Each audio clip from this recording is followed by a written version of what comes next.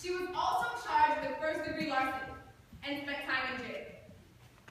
These are all cases from the last 5 years. These African-American parents are guilty for what is known as border hopping. A parent who has enrolled their child in a school district that is not their own through false documentation, whereby unfairly benefited from taxes that they don't pay. And why, you may ask? Would anyone take such a risk?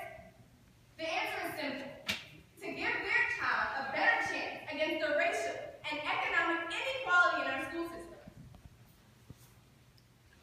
The question we are tasked with answering today is whether or not the U.S. Department of Education has met the goals set by the landmark case of Brown versus Board of Ed.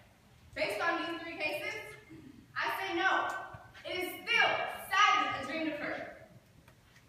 In 1954, the Supreme Court spoke directly to the American educational system and said, separate schools for white and black children was without a doubt unequal.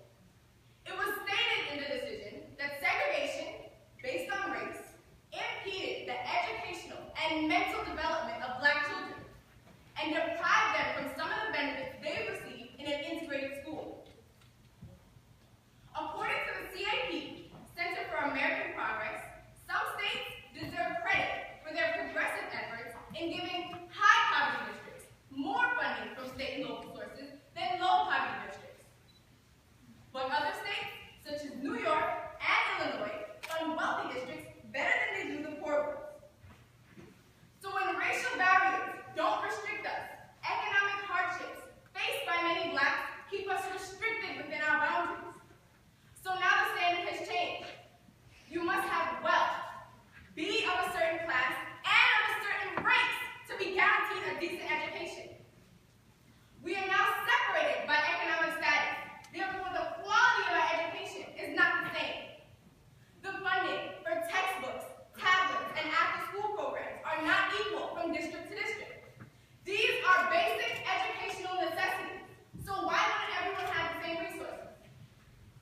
The sad and unfortunate fact is that educational funding depends on the amount of revenue a local district can generate.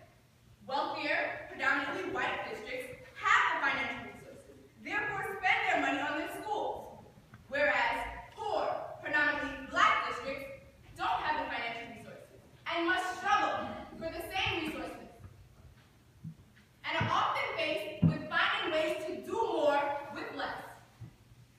Due to the economic makeup of this country, a large number of black children are growing up in poverty and are more likely than a white child to receive an inferior education. If our educational system was truly equal, would a black parent really need to go outside of their district to receive a decent education for their child? Would the educational funding in one district be so different from the next? Absolutely not. Ladies and gentlemen, I ask you, did this unprecedented decision by the most powerful court in the land really meet the goals of leveling the playing field in our educational system? When I look at cases of Tanya McDowell, Kelly Williams, and Yolanda Miranda, I have to say no. These parents were from poverty-stricken, predominantly black areas, where the educational resources are far more inferior to those in the white affluent neighborhoods. These parents were seeking a better education for their child, just like